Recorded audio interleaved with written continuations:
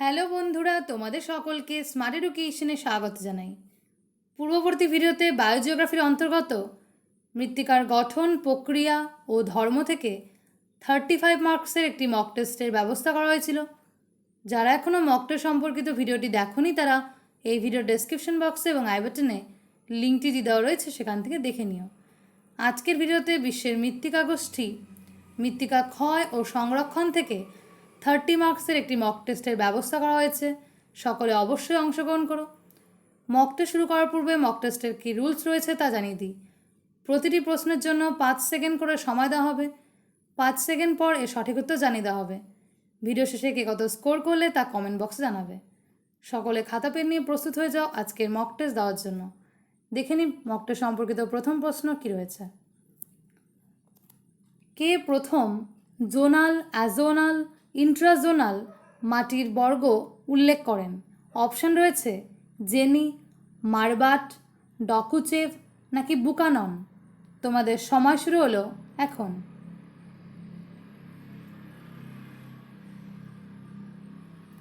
সময় সমাপ্ত হয়েছে। সঠিক উত্তরটি হবে ডকুচেভ। এর পরের প্রশ্ন দেখে নেব। অনাঞ্চলিক মৃত্তিকা কয় প্রকার? অপশান রয়েছে 2, 3, 4 নাকি 5। তোমাদের সময় শুরু হলো এখন।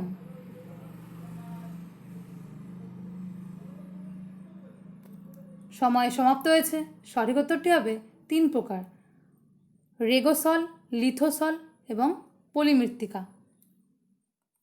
এর পরের প্রশ্ন দেখে নেব। স্তরবিহীন নবীন মৃত্তিকা কোন বর্গের অন্তর্গত?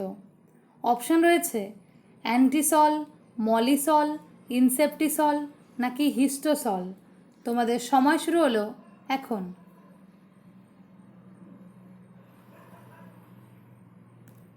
সময় সমাপ্ত হয়েছে। সঠিক উত্তরটি হবে অ্যান্টিসল। এর পরের প্রশ্ন রয়েছে পিট জাতীয় মৃত্তিকা কোন বর্গের? অপশান রয়েছে অ্যান্টিসল, মলিসল, ইনসেপ্টিসল নাকি হিস্টোসল। তোমাদের সময় শুরু হলো এখন।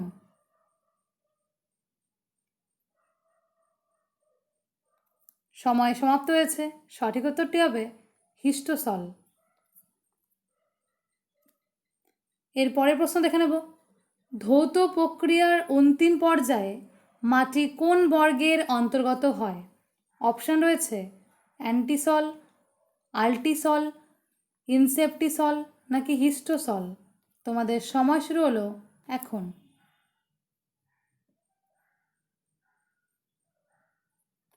সময় সমাপ্ত হয়েছে। সঠিক উত্তরটি হবে আল্টিসল। এর পরের প্রশ্ন রয়েছে মলিসল নামে পরিচিত কোন মৃত্তিকা? অপশান রয়েছে পরজল, ল্যাটেরাইট, চার্নোজেম নাকি সোলান চাক। তোমাদের সময় শুরু হলো এখন।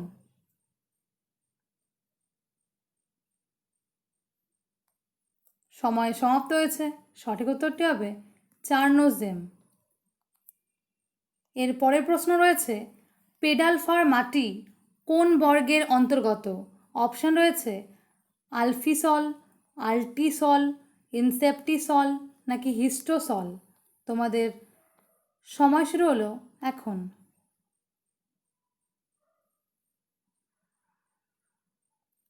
সময় সমাপ্ত হয়েছে। সঠিক উত্তরটি হবে আলফিসল। এর পরের প্রশ্ন দেখে নেব। ক্রান্তীয় ও নিরক্ষীয় অঞ্চলে দেখা যায় কোন বর্গের মৃত্তিকা? অপশান রয়েছে অ্যান্টিসল, অক্সিসল, ইনসেপ্টিসল নাকি হিস্টোসল। তোমাদের সময় শুরু হলো এখন।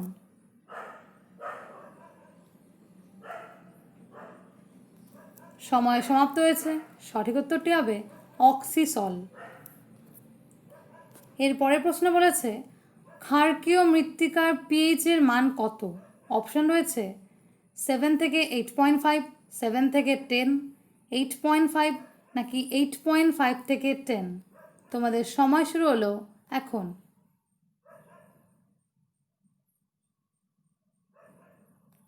সময় সমাপ্ত হয়েছে। সঠিক উত্তরটি হবে 8.5 থেকে 10। যদি লবণাক্ত বলতো, লবণাক্ত মৃত্তিকার পিএইচ কত, তাহলে 7 থেকে 8.5 হতো। এর পরের প্রশ্ন বলেছে নিম্নের কোনটি আন্তঃআঞ্চলিক মৃত্তিকার অন্তর্গত? অপশান রয়েছে লিথোসল, রেগোসল, পটজল নাকি রেনজিনা। তোমাদের সময় শুরু হলো এখন।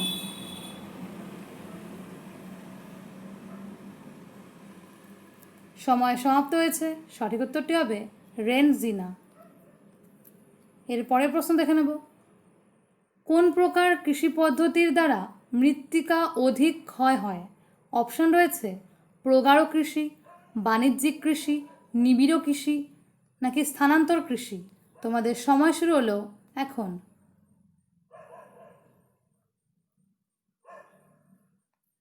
সময় সমাপ্ত হয়েছে। সঠিক উত্তরটি হবে স্থানান্তর কৃষি।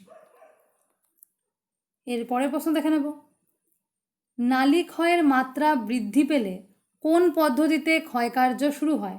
অপশান রয়েছে কর্দমাক্ত ক্ষয়, চাদর ক্ষয়, গালি ক্ষয় নাকি র্যাভাইন ক্ষয়। তোমাদের সময় শুরু হলো এখন।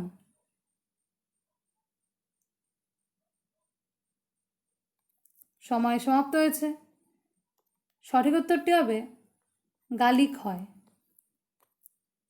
এর পরের প্রশ্ন দেখে নেব, র্যাভাইন ক্ষয় কোথায় লক্ষ্য করা যায়? অপশান রয়েছে খাড়া ঢালযুক্ত ভূমি, মৃদু ঢালযুক্ত ভূমিভাগ, অল্প ঢালযুক্ত ভূমিভাগ নাকি উপযুক্ত সব কয়টিতে। তোমাদের সময় শুরু হলো এখন।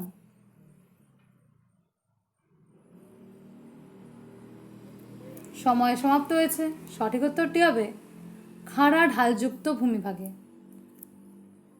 এর পরের প্রশ্ন দেখে নেব, অনুশ্রাবণের হার বৃদ্ধি পেলে মৃত্তিকা ক্ষয়ের পরিমাণ কেমন হয়? অপশান রয়েছে বৃদ্ধি পায়, হ্রাস পায়, একই থাকে নাকি কোনোটিই নয়। তোমাদের সময় শুরু হলো এখন।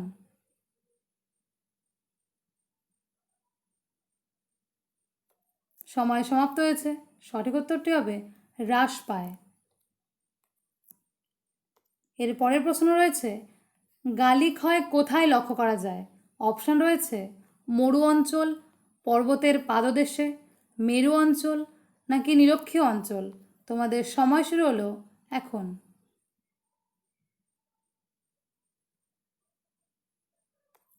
সময় সমাপ্ত হয়েছে। সঠিক উত্তরটি হবে পর্বতের পাদদেশে। এর পরের প্রশ্ন দেখে নেব, খুব ভালোভাবে প্রশ্নটি পড়তে হবে। দেখে নিচ্ছি কী রয়েছে, মাটির ওপর পরিত্যক্ত খড় কুটো শেকড় ছড়িয়ে দিয়ে মৃত্তিকার আর্দ্রতা বজায় রেখে মৃত্তিকার সংরক্ষণ করা হয়। এই পদ্ধতিটি কী নামে পরিচিত? তোমাদের সময় শুরু হলো এখন।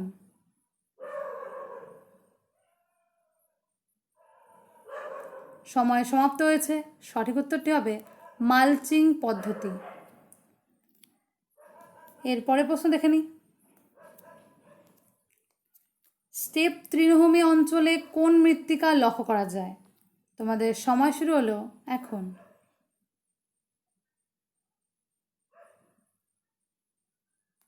সময় সমাপ্ত হয়েছে। সঠিক উত্তরটি হবে চারনোজেম মৃত্তিকা। এর পরের প্রশ্নে বলেছে, গঙ্গা নদী অববাহিকায় কৃষ্ণ মৃত্তিকা কী নামে পরিচিত? তোমাদের সময় শুরু হলো এখন।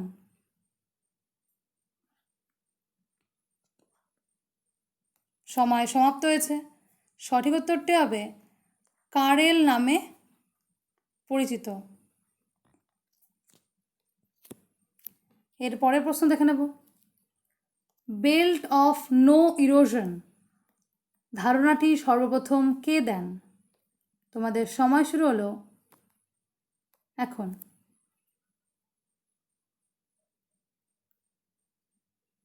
সময় সমাপ্ত হয়েছে। সঠিক উত্তরটি হবে হার্টন দিয়েছিলেন। এর পরের প্রশ্ন দেখে নেব, সাইবেরিয়া, আমেরিকা যুক্তরাষ্ট্র, কানাডার উত্তর অংশে প্রধানত কোন মৃত্তিকা দেখা যায়? তোমাদের সময় শুরু হলো এখন।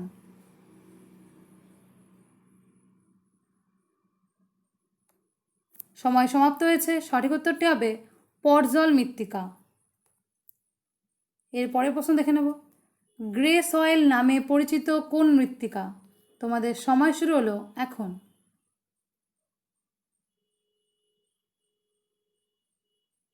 সময় সমাপ্ত হয়েছে। সঠিক উত্তরটি হবে সিরোজেম মৃত্তিকা। এর পরের প্রশ্ন বলেছে, ভার্টিসল বর্গের মৃত্তিকার উদাহরণ দাও। তোমাদের সময় শুরু হলো এখন।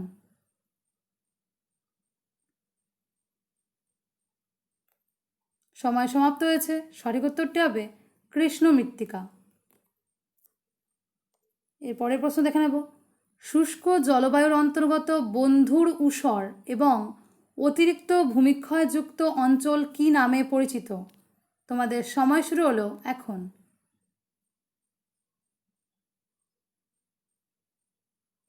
সময় সমাপ্ত হয়েছে। সঠিক উত্তরটি হবে ব্যাডল্যান্ড বা বধভূমি। এর পরের প্রশ্ন দেখে নেব, যে মাটির উৎপত্তির ক্ষেত্রে জলবায়ু ও স্বাভাবিক উদ্ভিদ অধিক গুরুত্বপূর্ণ উপাদানের চেয়ে স্থানীয় ভূপ্রাকৃতিক বৈশিষ্ট্য, মূল শিলা, স্থানীয় পরিবেশগত প্রভাব বেশি থাকে, তাদের কোন মৃত্তিকা বলে? খুব ভালোভাবে প্রশ্নটি পড়ো এবং উত্তর দাও। তোমাদের সময় শুরু হলো এখন।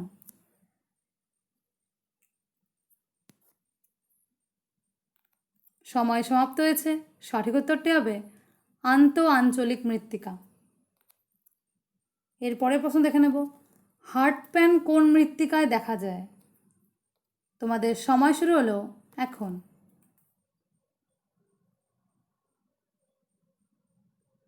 সময় সমাপ্ত হয়েছে। সঠিক উত্তরটি হবে পর্জল মৃত্তিকায় লক্ষণীয়।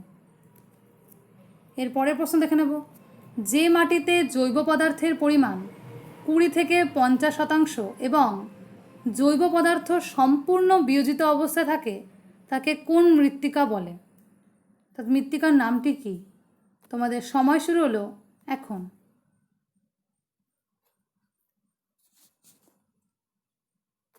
সময় সমাপ্ত হয়েছে। সঠিক উত্তরটি হবে মাক সয়েল, MUCK, মাক সয়েল। এর পরের প্রশ্ন দেখে নেব, কোন মৃত্তিকা গিলগাই নামে পরিচিত? তোমাদের সময় শুরু হলো এখন।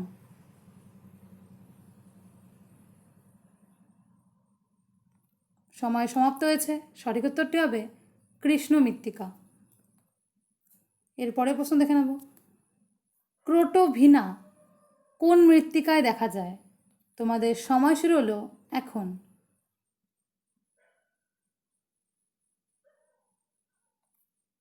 সময় সমাপ্ত হয়েছে। সঠিক উত্তরটি হবে চারনোজেম মৃত্তিকায়। এর পরের প্রশ্ন দেখে নেব, শীর্ষ থেকে যে দূরত্বে এসে বৃষ্টির জল সর্বপ্রথম ভূমিক্ষয়ের উপযোগী হয়, সেই দূরত্বকে কি বলে? তোমাদের সময় শুরু হলো এখন।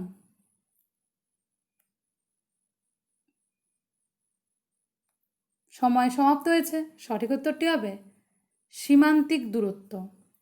এবং আমরা একেবারে শেষ প্রশ্নে চলে এসেছি, দেখে নিই 30 নম্বর প্রশ্নটি কি রয়েছে। পর্জল মৃত্তিকা কোন বর্গের অন্তর্গত? তোমাদের সময় শুরু হলো এখন।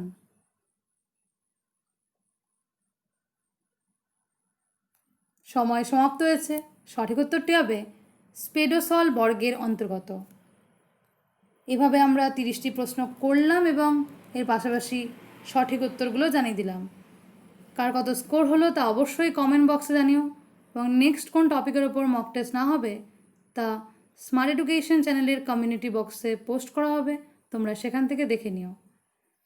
ভিডিওটি ভালো লেগে থাকলে বন্ধুদের কাছে শেয়ার করো এবং চ্যানেলটিকে সাবস্ক্রাইব করো নতুন নতুন ভিডিও পেতে। ধন্যবাদ বন্ধুরা।